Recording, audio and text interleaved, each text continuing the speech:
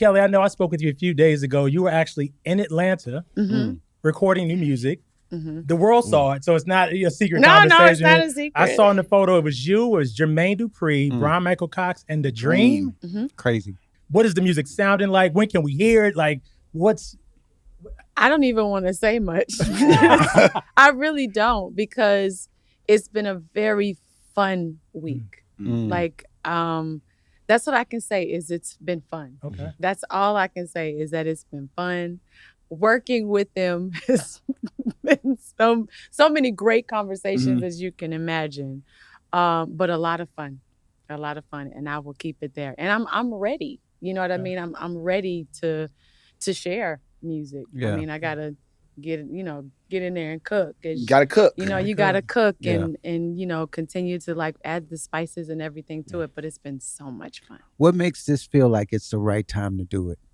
It just is. I'm also not like really, I'm not putting as much pressure on myself as I was. Okay. You know what I mean? I think that like before it was like thinking about so many other variables instead of just like the music being great. You know what I mean? It's just like about the music being great, about great storytelling, honesty.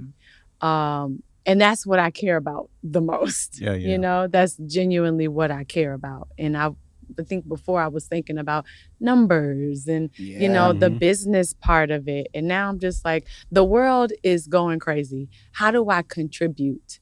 You know what I mean? Joy. How do I contribute great storytelling? How do I contribute escapism? How do I contribute just as an artist, which is what we're supposed to do in times like this. So that's what I'm thinking about. That's really been my center focus. Yeah.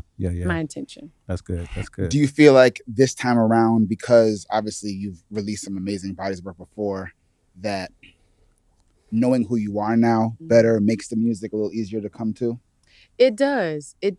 And you know what is so interesting, because when I'm having these conversations, or when we're having these conversations in the studio, it's talking about it, digesting it, and then regurgitating it. You know what I mean? And seeing how it floats with melody, and seeing what kind of lyrics come to the forefront. You're like, whoa, I didn't know I was going to say that.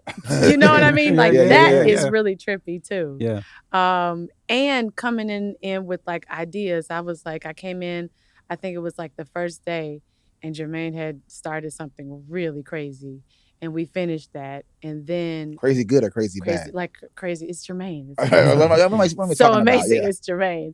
And then we started something new, but I told him an idea that I had. He was like, "Really?" Like, you know what I mean? It was something I had been chewing on, but I hadn't gotten it out. Yeah. And so he understood it. He understood me.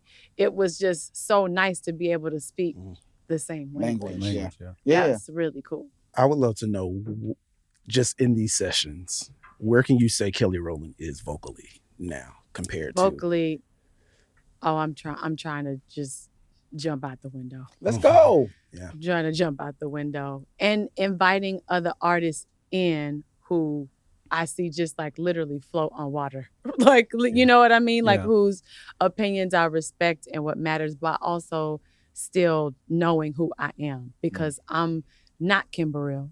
You know what I mean? I also know my tone and I respect my tone, and I'm going to be there, but I'm also going to say, oh, but I want to try this time, and I want to be inspired by this artist this time. And you know what I mean? Like, I think that for a while, like I compared, and there's no reason to when there's already those artists out there. Like, and I'm not going to allow anybody else to compare me, because what I bring to the table is me. It's unique. Yes. Yeah. But there's no comparison to the Right. tone of Kelly Rowland. No, Let's just get that What straight. are you talking about?